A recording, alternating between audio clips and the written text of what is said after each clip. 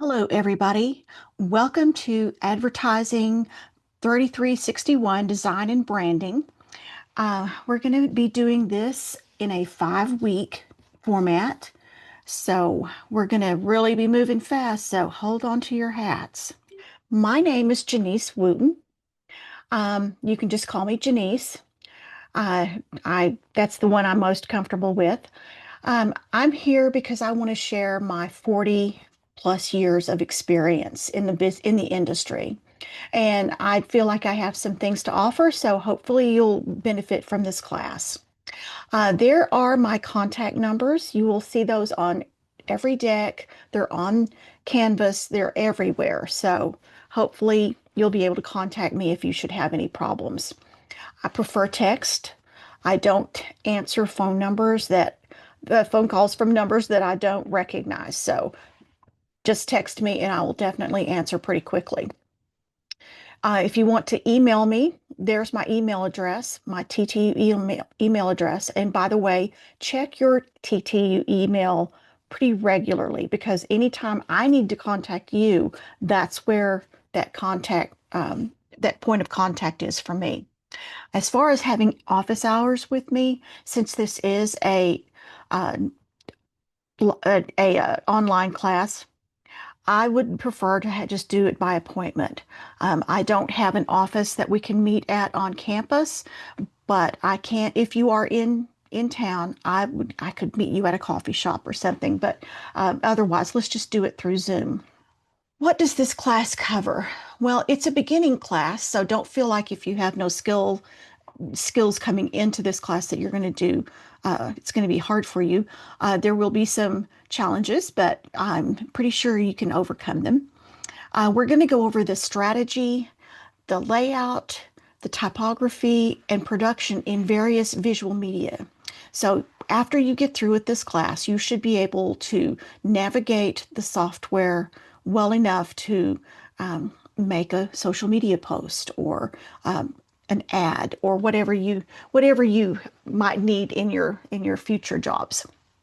This basically trains for planning and print, not just, I mean, you don't just do something, you've got to plan it first. So it also teaches computer proficiency in Creative Suite. That's the industry standard.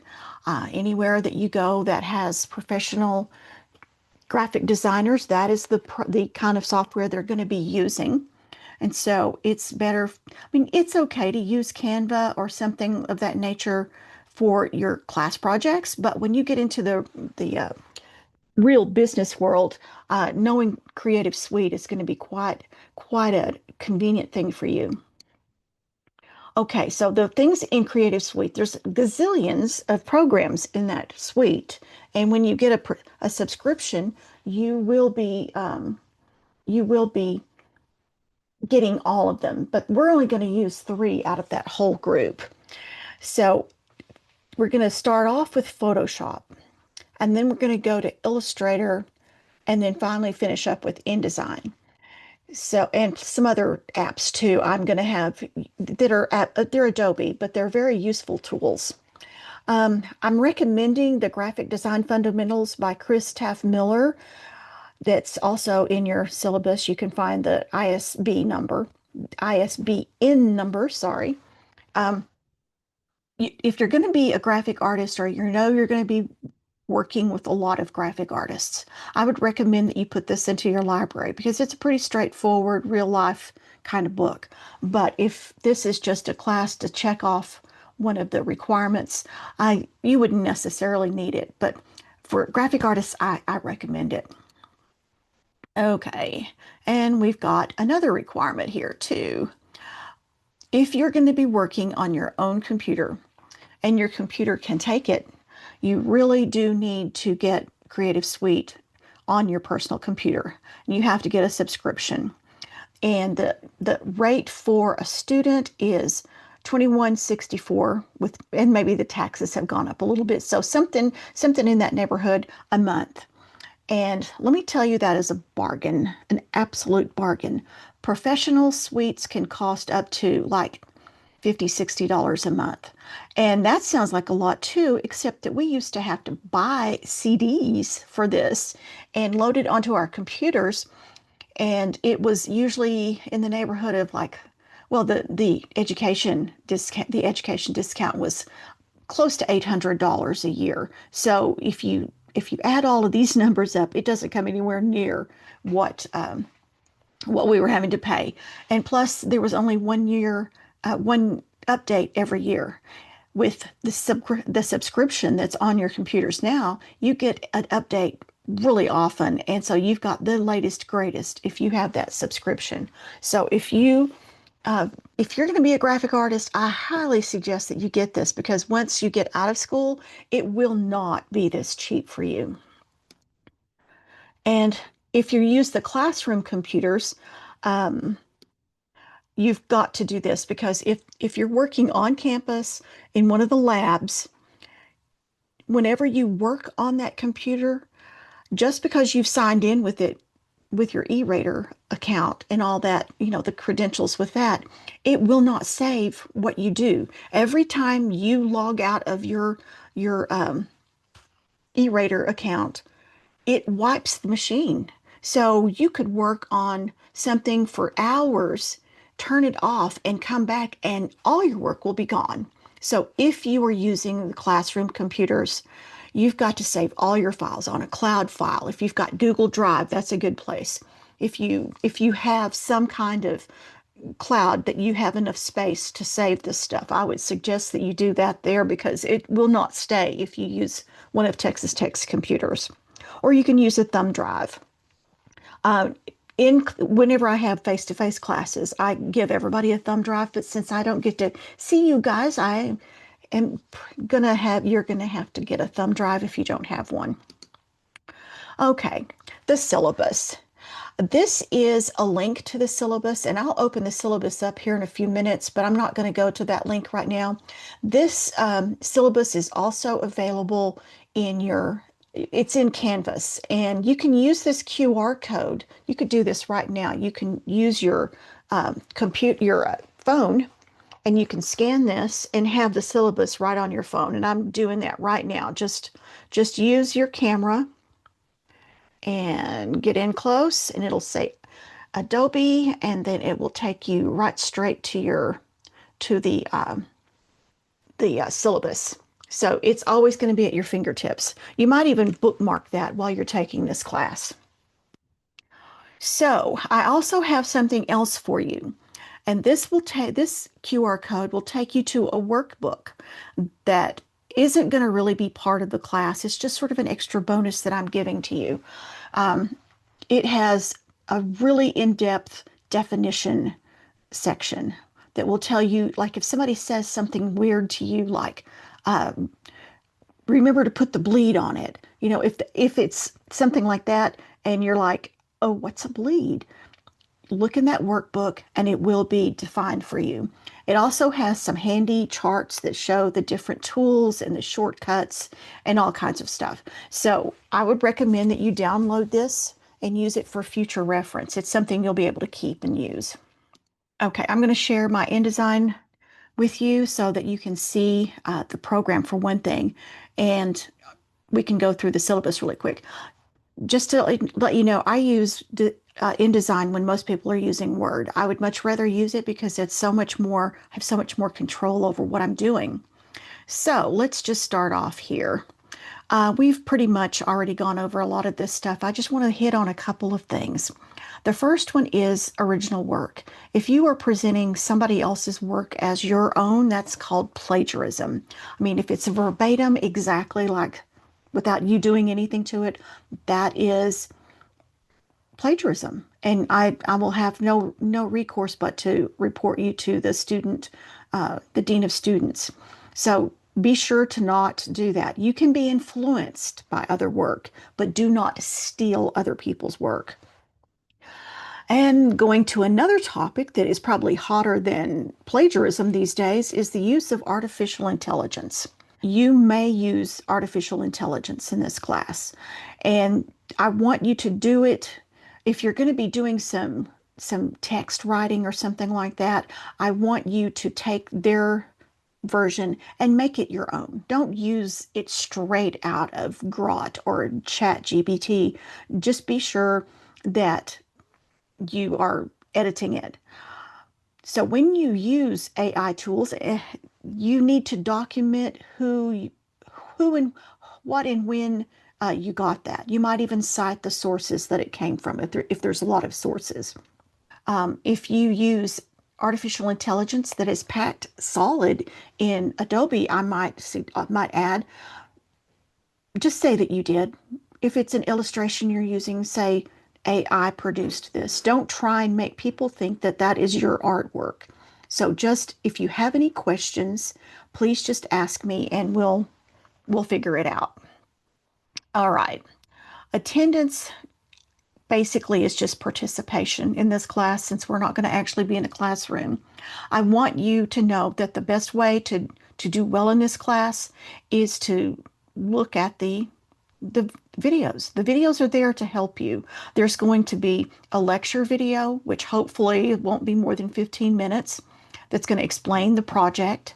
Then I'm going to do a tutorial video that's going to show you step by step with the project, but I am not going to expect you to have to watch every bit of it. You may scroll through it. You may just go to the parts that you need, and that's fine with me. But do watch the lecture videos because you will understand the project better by doing that. Okay, so we're going to have lab exercises for every lesson, and they are going to count. They're going to count towards your grade, and we'll get into the grading business here in a minute. Also, there is a weekly journal entry, and I am calling this an illustrated journal because I want you to use your creative side. So you are going to need to take a piece of paper and either write and illustrate, or just write, I guess. But with your hand, no typewriting. Use your pen in your hand to make the journal itself on a piece of paper. Only require one page. And whenever you get ready to turn that in, just take a photo of it and upload that to the appropriate place in Canvas. Same thing with the exercises. Uh, in this case, I'll tell you what kind of file format I want you to use. So you just be sure and turn those in. Okay. Then there's going to be a project. It's going to be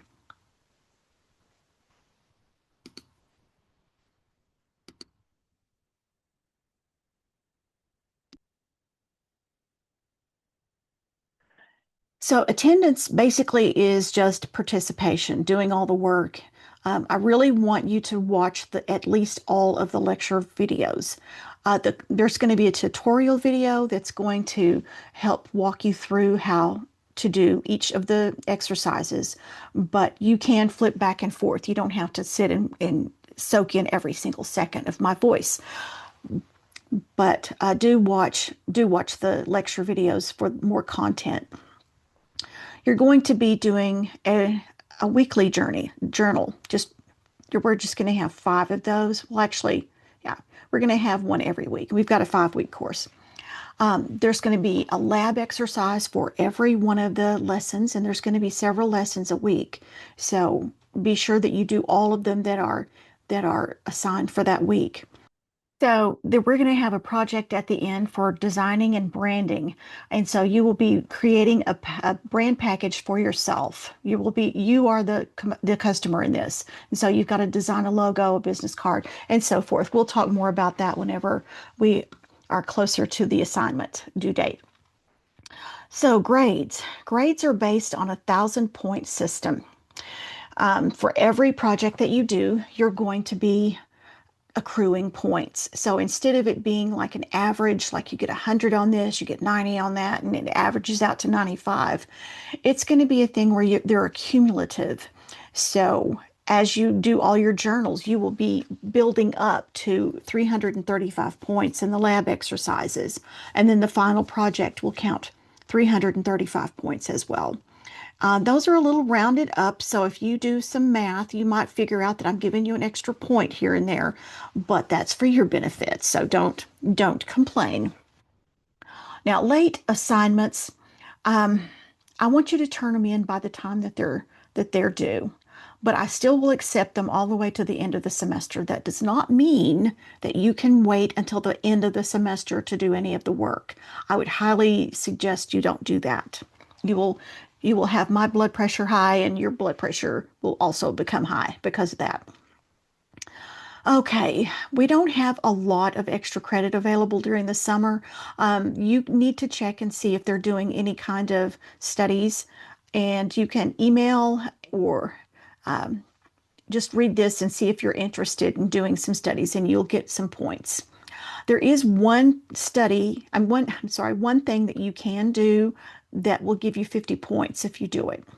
There is a conference every year in October for Adobe, and they call it the Adobe Max Conference. And they have sessions about all the different kinds of topics that are relate to the Adobe software, how-tos, and all kinds of different things. And there's a lot of them that are available online. So this one is you choose a video from the latest conference, which was last October, and you write you watch it, then you submit a one-page synopsis of what the speaker was talking about. And you can even add in there what you got out of it. That works well too. But that's worth 50 points. And you can also participate in the exit survey and get more points. Okay, there's just a calendar for your viewing pleasure. And I don't go into a great deal of detail on my calendar here. Um, it just shows you when we are doing the first module. We're going to start out for those first 2 days because those are sort of oddball things. I don't want to start things on every Friday. So we're going to start for real on Photoshop. I'm sorry, we're not going to start on Photoshop that week. We're going to start on some of the theories that go along with this that you need to know before you dive into the actual tutorials. Second week module is going to be Photoshop. Third, Illustrator. Fourth is going to be InDesign. And then this fifth module is going to be just the brand yourself. But I'm going to open this one up early so that as you're working on these other things, you can maybe do some thinking about it so that you don't have only 5 days to work on that.